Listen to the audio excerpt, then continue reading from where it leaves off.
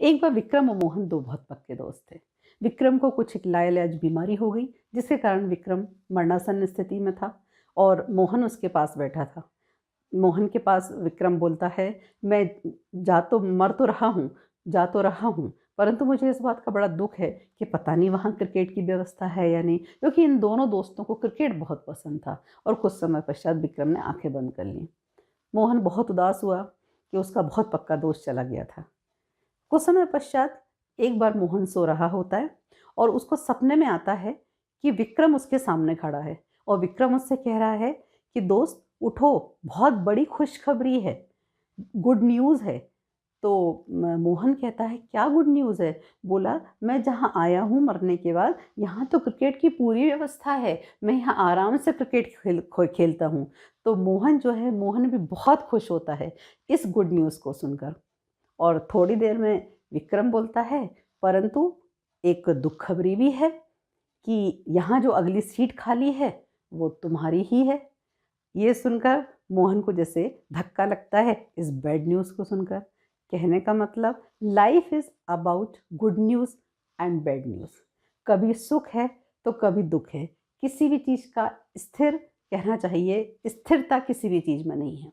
Meditation की technique के बारे में बात चली थी। मेडिटेशन की टेक्निक भी कुछ ऐसी ही है कि मेडिटेशन की टेक्निक यदि मैं बोलूँ कि है तो वो गुड न्यूज़ है, और अगर मैं ये बोलूँ कि उसकी कोई टेक्निक नहीं है तो ये बैड न्यूज़ है। क्यों? क्योंकि सॉल्यूशन तो मैंने आपको वही बताया है।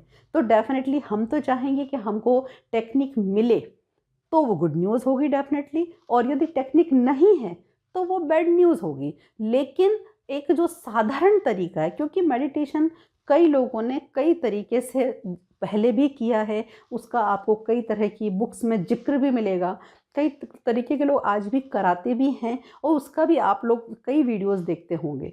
परंतु एक्चुअल मेडिटेशन जो मैं अपनी लाइफ में फ़ील करती हूँ कि जो वर्क करता है, या जितना समय हमारे पास होता है और हम उसको कर सकते हैं, खुद को एकाग्र कर सकते हैं, वो मेडिटेशन मुझे सिर्फ़ एक ही लगता है कि एक बार आँख बंद करके बैठना और जितने भी विचार आपके पास आते हैं आपके दिमाग में, उनको आने देना। क्योंकि यदि रोकने की कोशिश की तो हमेशा जो निषेधात्मक होता है, जो आपका कहना चाहिए आप जिसको रोकते हैं, उसकी एनर्जी बहुत ज़्यादा होती है। अगर आप रोकेंगे विचार को तो वो तो विचार ज़रूर आएगा। तो जितने विचार आते हैं, आने दें, जाने दें, आने दें, जाने दें। और ऐसा होते-होते कुछ सेकंड्स के लिए भी ऐसी स्थिति ज़रूर आती है कि जब ना तो कोई विचार आता है और ना तो कोई विचार जाता है।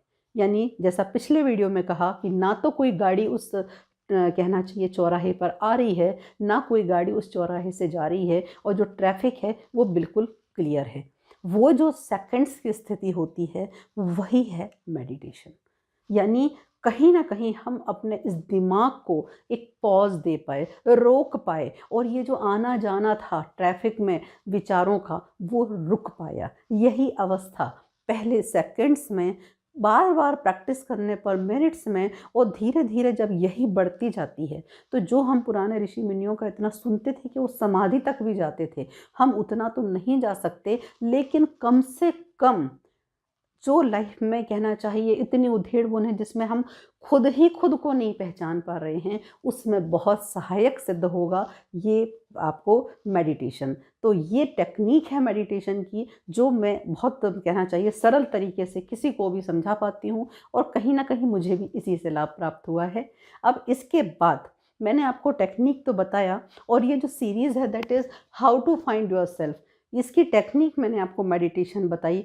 कुछ एक कहना चाहिए एक और गुरु मंत्र भी है उसका, उसके बारे में मैं आपसे अगले वीडियो में ज़िक्र करती हूँ। तो मिलते हैं आपसे नेक्स्ट वीडियो में।